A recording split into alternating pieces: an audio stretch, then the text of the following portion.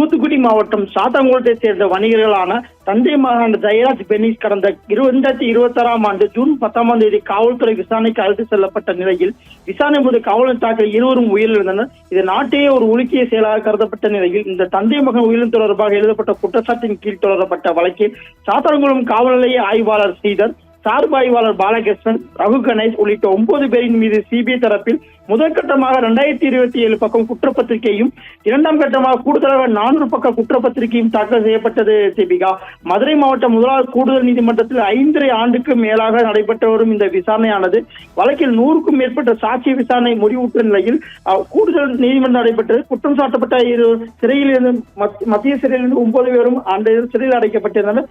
இந்நிலையில் இந்த கொலை வழக்கு மதுரை மாவட்ட முதலாவது கூடுதல் நீதிமன்ற நீதிபதி முத்துக்குமரன் தீர்ப்பளிக்க உள்ளதாக கடந்த 23ஆம் தேதி அறிவிக்கப்பட்ட நிலையில் 9 பேரும் நீதிமன்றத்தில் ஆஜர்படுத்தப்பட்டனர். அன்றைய தினம் காலை விசாரணைக்கு எடுத்த நீதிபதி வழக்கின் அனைத்து தரப்பு விசாரணைகளையும் பார்க்கும் போதும் சம்பந்தப்பட்ட குற்றம் சாட்டப்பட அனைவரும் குற்றவாளிகள் என தீர்மானிப்பதாக தெரிவித்ததோடு குற்றம் சாட்டப்பட 9 பேரின் உடல்நிலை, மனநிலை குறித்தான அறிக்கை மற்றும் சம்பள கணக்கு, சொத்து விவரங்களையும், சிறைச்சாலையில் உள்ள நன்னடத்தை அதிகாரிகள் 9 பேரின் செயல்பாடுகள் குறித்தும் மத்திய மாநில அரசுகள் மூலமாக அறிக்கையாக வரும் 30ஆம் தேதிக்குள் தாக்கல் செய்ய வேண்டும் என்று உத்தரவிட்டு வழக்கை 30ஆம் தேதி ஒத்திவைத்தார். தீபிகா, அன்றைய தினம் அந்த தீர்ப்பின் இறுதிக்கட்ட தீர்ப்பு வழங்கப்பதாகவும் தெரிவித்திருந்தார்.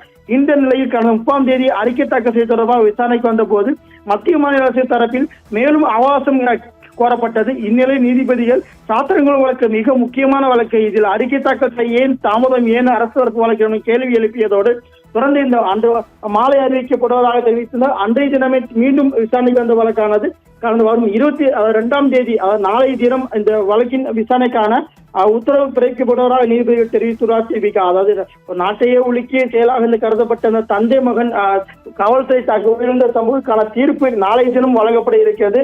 இந்த நிலையில் அதற்கான அறிக்கை அரசு தரப்பில் தாக்கல் செய்யப்படுமா என்ற ஒரு கேள்விக்குறியும் எழுந்து தொடங்கியுள்ளது. தீபிகா, இதனைத் தொடர்ந்து இந்த காட்டமாக அரசு தரப்பு வழக்கறிஞர்களை தெரிவித்த நீதிபதி தீர்ப்புகள் வழங்கப்பட இருக்கிறது. தொடர்ந்து இதற்கான மரண தண்டனை இல்ல ஆயுள் தண்டனை தீர்ப்பு வழங்கப்படும் என்ற ஒரு எச்சரிக்கையும் விடுத்துள்ளார்.